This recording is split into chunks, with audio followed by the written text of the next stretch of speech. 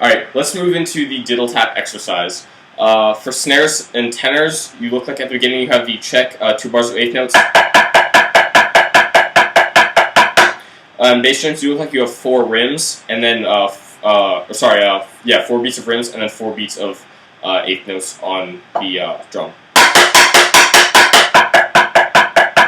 You can either practice on the rims or practice on the drum for now. I don't know what Cody wants, so he'll probably explain it at minicamp.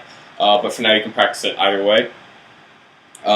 Notice that throughout the entire exercise, we're doing that check, alternate sticking eighth notes. So in your head, you can be just keeping a rhythm in time by just playing that check. And even if you're messing up or whatever, you can still try to at least get the check in time, so that you can sort of recover. If we're going into the first measure after the check, we have all diddles on the right hand. If that's going too fast for you, or you can't play it, it's probably because you don't have enough muscle. Spend a lot of time playing legatos or going a really slow tempo, and because playing a blisteringly slow tempo will actually help a lot, because it'll make it much easier when we get to faster tempos to play, if you have more muscle. So that was the first measure.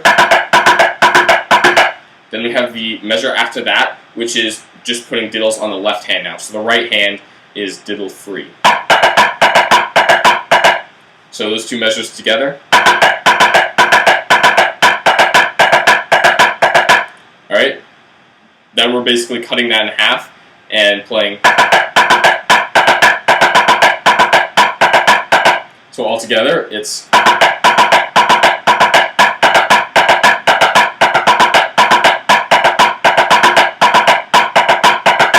Alright, then we're cutting it in half again, playing.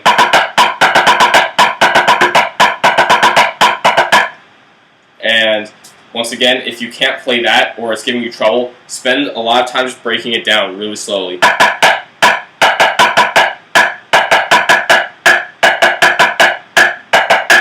Alright, and then we have, to conclude basically the first half of the exercise, we just have diddles on both hands all the way through.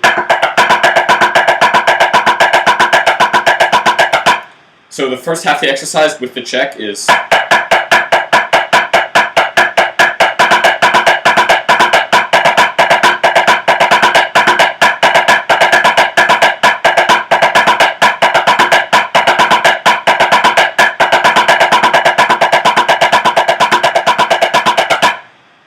Cool.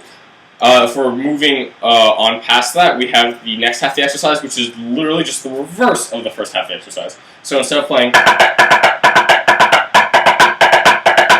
we have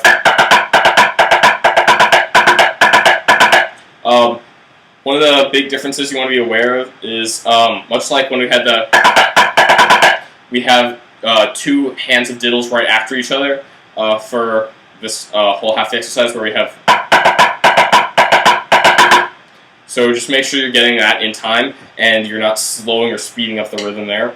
It's literally just the reverse. We have the first measure, the second measure,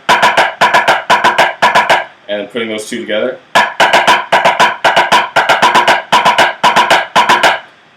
So once again, just the reverse. Then we're splitting the reverse in half into 2s.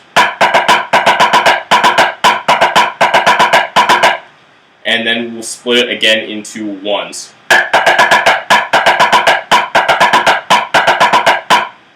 Alright, and once again, take this really slow if you can't get it, because this is going to be hard, and you guys shouldn't be trying to bring it up fast and play it all cool unless you can really get it at slow tempos.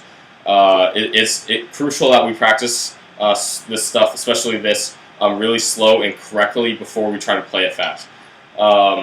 Because things like that,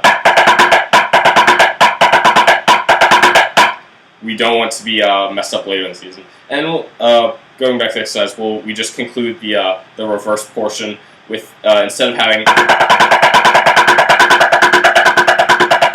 we now have tap. So it's the same thing as, except the first note we're not playing diddle on.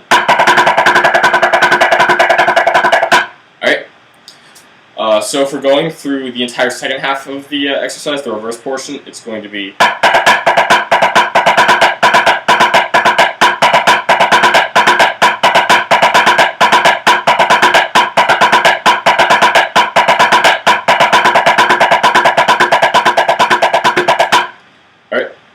Alright, so all together, diddle tap, the exercise is going to be.